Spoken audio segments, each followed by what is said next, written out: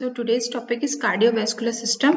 इसमें हम इंट्रोडक्शन देखेंगे कार्डियोवैस्कुलर सिस्टम का, बेसिक जो कॉन्सेप्ट है वो क्लियर करेंगे।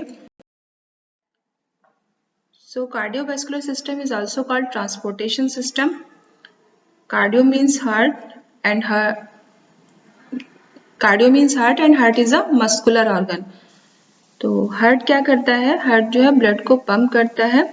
Heart does have pumping capacity to pump the blood. And cardio means heart, and vascular system means blood vessels that have network through travel blood flow means blood ऐसी blood vessels जिससे क्या होता है, blood का flow होता है। Total length जो blood vessels की होती है अपने माई बॉडी में वो 60,000 माइल्स से 1 लाख किलोमीटर तक होती है। अब बात करते हैं ब्लड वेसल्स क्या होती हैं। तो blood from heart goes to aorta. तो हम ट्रांसपोर्टेशन सिस्टम देखते हैं कि ब्लड का कैसे फ्लो होता है। तो ब्लड कहाँ से, हार्ट से कहाँ जाती है? आयोटा में जाती है। And iota is the largest and longest artery. तो ये कॉम्पिटिटिव एग्जाम के क्वेश्चंस भी हो सकते हैं कि सबसे लार्जेस्ट एंड लॉन्गेस्ट आर्टरी कौन सी है। तो the answer is aorta. Aorta क्या करता है? Aorta takes the oxygenated blood from left ventricle and then goes to arterioles. Arterioles क्या होती हैं? आर्ट्रियोल्स आर्टरी की ब्रांच होती है, या हम कह सकते हैं कि arterioles is the smallest artery. फिर क्या होता है? From arterioles blood goes into capillaries. Iota, arterioles and capillary, इनमें जो ब्लड फ्लो होता है हार्ट के थ्रू वो होता है हमारा ऑक्सीजनेटेड ब्लड।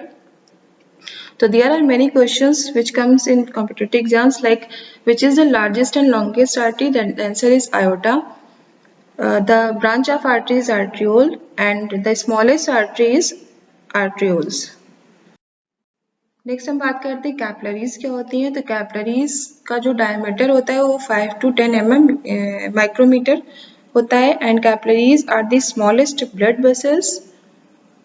जो सबसे लार्जेस्ट कैपिलरी जो प्रेजेंट होती है हमारे लीवर में होती है, और कैपिलरी को हम रिजर्वायर ऑफ ब्लड भी बोल सकते हैं। ठीक है, लाइक हम ब्लड का जो रिजर्वायर होता है, ब्लड कहाँ पर स्टोर होता है, उसे हम क्या बोलते हैं? कैपिलरी। नेक्स्ट बात करते हैं कैपिलरीज फर्दर क्लासिफाइड है 3 टाइप्स में। First is continuous capillaries, means यहाँ पर क्या होता है कि कैपिलरीज के बीच में कोई गैप नहीं होता है, कैपिलरीज कंटिन्यूअसली प्रेजेंट होती है, इसलिए इसे बोला गया continuous capillary. Continuous capillaries are the smallest blood vessels in your vascular system, in our vascular system. They connect the arteries to the veins.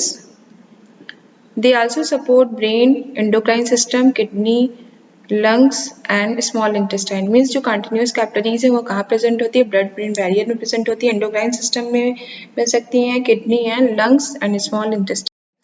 Second is fenestrated capillaries. Then fenestrated capillaries क्या होती है? fenestrated capillaries के बीच में small space होता है। तो fenestrated capillaries वहाँ पर प्रेजेंट होती है जहाँ पर किसी भी सब्सटेंस का ट्रांसपोर्टेशन होना हो। तो fenestrated capillaries are capillaries that have tiny openings और पोर्स। फेनेस्ट्रेट का जो लैटिन मीन्स है वो है विंडो, मीन्स यहाँ पे स्मॉल स्पेस प्रेजेंट होता है, इसीलिए इसे बोला गया है फेनेस्ट्रेटेड या window. The windows in fenestrated capillaries allow larger molecules and protein to move from your blood into organs and glands. Mainly जो फेनेस्ट्रेटेड कैपिलरीज हैं वो रीनल ट्यूब्यूल्स में पाई जाती हैं, PCT, DCT, loop of Henle etcetera. Third one is sinusoidal capillaries. Sinusoidal capillaries में capillaries के बीच में जो स्पेस होता है वो ज्यादा होता है than the fenestrated capillaries. There is more space between the capillaries. और ये जो साइनोसाइडल कैपिलरीज होती है हमारी लीवर, बोन मैरो, स्प्लीन में पाई जाती हैं। अब जो ब्लड हमारा कैपिलरीज से आता है वेन्यूज में, तो वेन्यूज क्या होते हैं? वेन्यूज ब्रांच ऑफ वेन है, वेन की जो ब्रांचेस होते हैं उसको वेन्यूज बोलते हैं। या हम इसे ये भी बोल सकते हैं कि अगर क्वेश्चन आता है कि स्मॉलेस्ट वेन कौन से है, तो दैट इज वेन्यूज। और जो वेन्यूज होते हैं वो कैपिलरीज से जो ब्लड को कैरी करते हैं that is deoxygenated, means capillaries तक हमारा जो ब्लड आ रहा था वो ऑक्सीजनेटेड था, now the blood is deoxygenated. When में क्या होता है? वेन में ब्लड ग्रोज फ्रॉम वेन। अब जो वेन से ब्लड आएगी वो कहाँ जाएगी, सुपीरियर वेना कोवा में और वेना केवा में एंड इंफीरियर वेना केवा में। तो there are two questions, which is the largest vein in the body, that is inferior vena cava, and the second largest vein is superior vena cava. From these veins blood कहाँ जाएगा, again superior vena cava inferior vena cava से again चला जाता है हमारा blood right atrium में, और right atrium से फिर से हार्ट में मूव करता है, देन आयोटा में, देन अगेन वही प्रोसेस चलती है।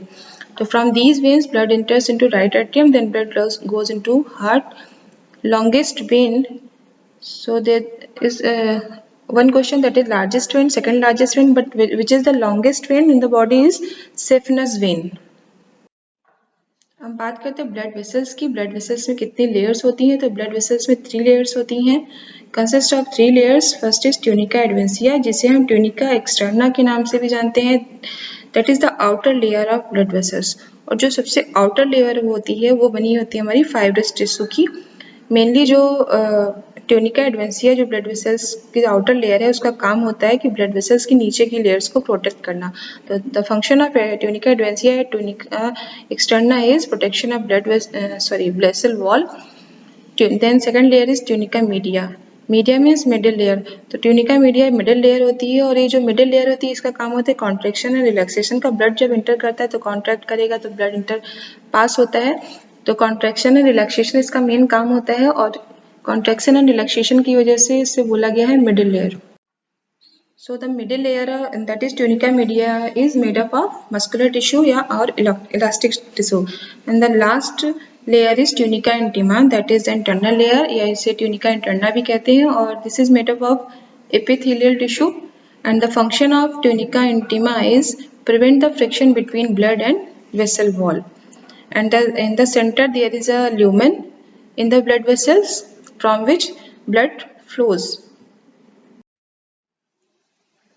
And one important question for competitive exam is, which supply blood to blood vessel, that is vasa vasorum.